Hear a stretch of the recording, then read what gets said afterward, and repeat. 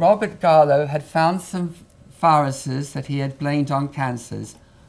HTLV-2 he found in one patient, I repeat, one patient, who then went back to Australia and recovered when he changed his diet.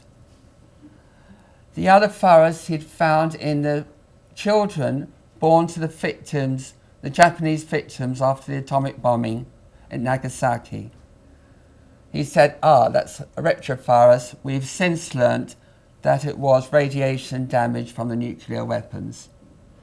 But he had failed. His laboratory had lost money. France was ceasing as this science fell over. And when the US Secretary of Health announced that Dr. Gallo had found one of his viruses caused AIDS, she actually said, "This is wonderful. We thought this virus caused cancer, but now we've found it caused AIDS, so our money wasn't wasted." And immediately the fortunes of that laboratory were restored and the grants started flooding in.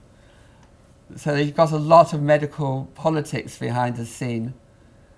But that's how it all happened. That's why this research was undertaken in the first place. Robert Gallo was looking around for a disease to blame on this virus. But then, unfortunately, he had to take the sample from the French Institute because his own one, he still couldn't prove it caused any illness. So he purloined the one from the French. Let us look at the person who was credited, and is to this day, with the co-discovery of the HIV virus, Luc Montagnier. I have a transcript, and I've watched a film and listened to an audio of him stating that he never fully isolated this virus and that it was not able to kill a lot of T cells. Are you familiar with that? Yes, I am. Dr. Matt, he has since published in several places that he thinks it might have been a mycoplasma or some other agent, that there was need for some other agent to be working alongside HIV on the grounds that HIV didn't seem to be doing the right damage. We've now found a very tiny cell.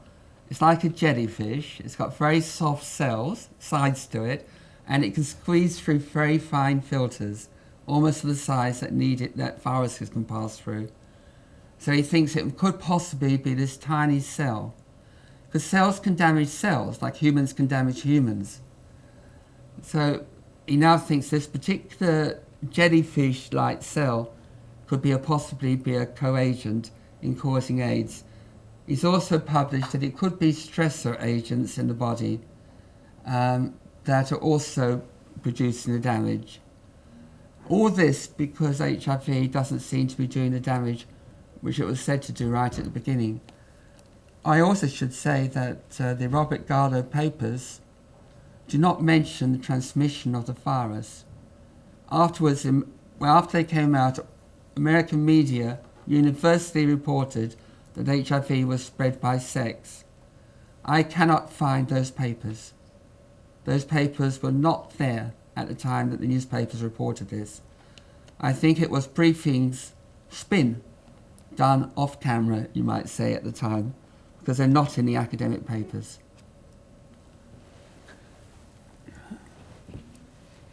We are going to open this up now for people over the internet. Give us the call letter on that again.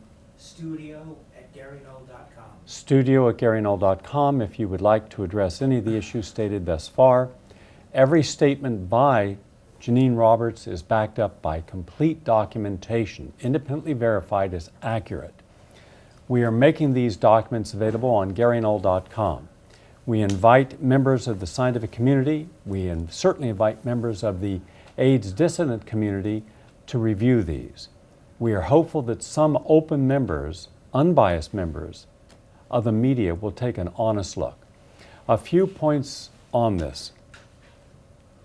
When AIDS was first diagnosed, I had already been working with people in the field, including the leading gay physician in New York City, or at least one of the leading gay physicians treating gay men with a special type of gay bowel disease. It's Dr. Stephen Chiesa. It was his contention that the people were suffering from syphilis, and that they needed a special type of aqueous penicillin, one that would pass the blood-brain barrier and help them. But he called me in because he did not know a lot about nutrition, and he asked a basic question. He said he had hundreds and hundreds of patients, all suffering from the same condition. Would I meet with them and see if any form of lifestyle modification might be able to help? I remember in my very first meeting, the room was so packed that nobody could, you couldn't get any more people in. I'm going to guess there were about 50 people in there. And I did 3 subsequent meetings like this. And when I began to ask, what are your symptoms, they were pretty much all the same. Then I asked, is there anything you can think of in your lifestyle that might have contributed to your conditions? Without exception, the lifestyle was the key. And after another 3 months of interviewing hundreds of individuals, principally Kaiser's patients, I then ventured down with several of these gentlemen to the West Village and to Christopher Street, which was the heart of the gay renaissance in the United States. As far as sexual revolution, there was the great Stonewall, which is a nightclub there, which is where the gays fought back the police to demand them stop being harassed for their sexual preferences and their lifestyle. And it was the beginning of the gay sexual revolution. It spread thereafter throughout the United States. So I'd never been down to Christopher Street. I'd heard about it, but never been there. And they took me into bars and all forms of places, and I began over a period of time to speak with hundreds and ultimately thousands of individuals who all had something in common. They were all living what arguably would be a very unhealthy lifestyle. This would be typical of 2 of the men who were roommates who took me down there. Both were school teachers. Both had wonderful personalities. They were very healthy, but they would go down there in the evening. They would take massive amounts of antibiotics, generally penicillin, in the misbegotten belief that if they took penicillin before they had sex, unprotected sex, it would protect them from sexually transmitted disease. That's not possible, but that's what everyone believed. And in fact, one of these clubs, there was a jar on the counter with penicillin tablets that some of the doctors who were also participating had put there. I interviewed so many people who had multiple sexual partners one night. It was not uncommon on a weekend to have people say that they had 15 to 25 sexual partners, different ones. But as anyone knows, you cannot have multiple orgasms. Ask any man. 1 or 2, yes, but not 25. So I said, how are you doing this? And they just smiled and said, well, amyl nitrate, poppers.